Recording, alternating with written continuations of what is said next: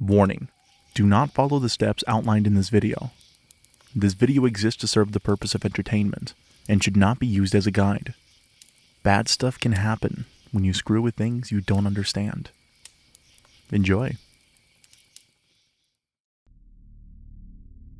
The Man in the Fields is a ritual allegedly passed down through the centuries and originates from the British Isles during the Middle Ages. The ritual involves summoning a demonic entity that forces you to play a high-stakes game of tenacity in exchange for 1 year of differing types of safety.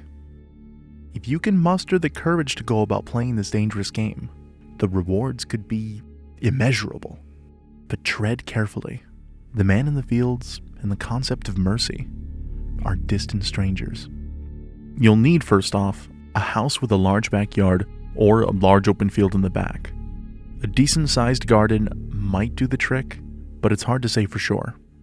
It seems the best results come from houses in the countryside. A room in the house with only one door. Ideally, this room is completely empty and features a lock on the door. This will be your safe room. A candle or a lantern. Flashlights, phones, or other electronic sources of light won't work here as they'll fizzle out and die in seconds. Sometimes, old-fashioned is best. An analog watch or clock. Lastly, a crucifix. To begin, it's recommended to start at or after 9 p.m., as all attempts before this time have failed.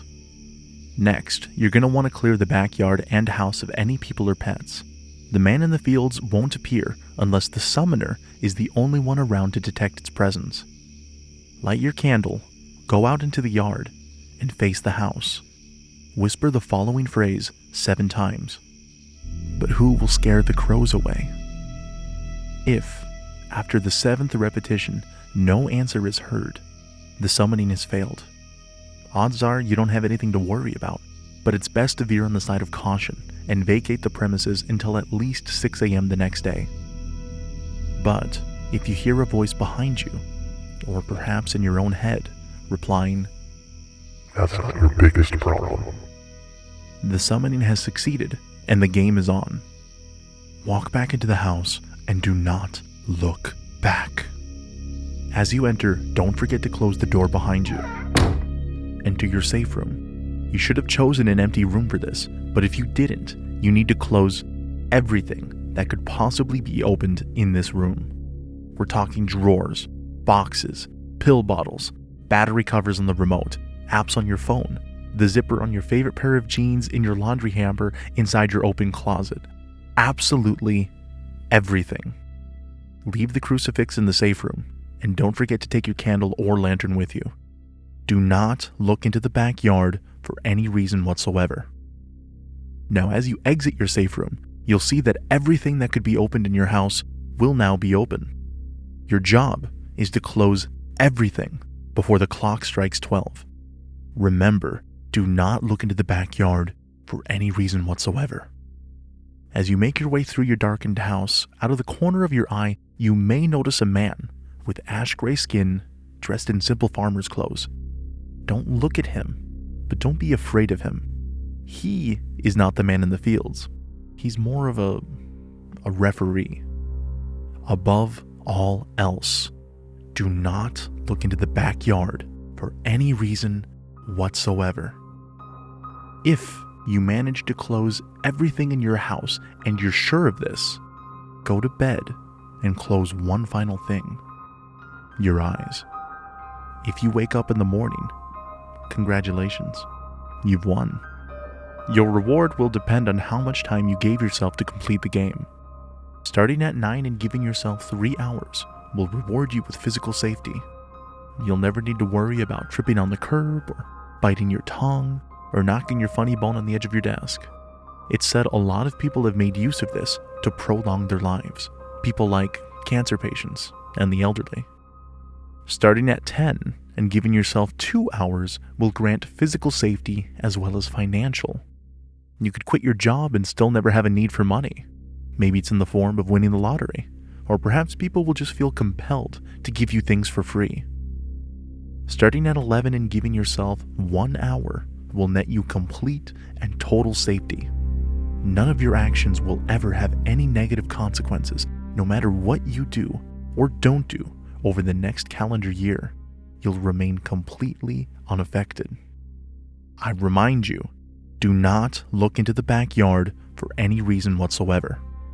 If for whatever reason you allow your gaze to wander and peer into the backyard, you'll see a scarecrow that wasn't there before.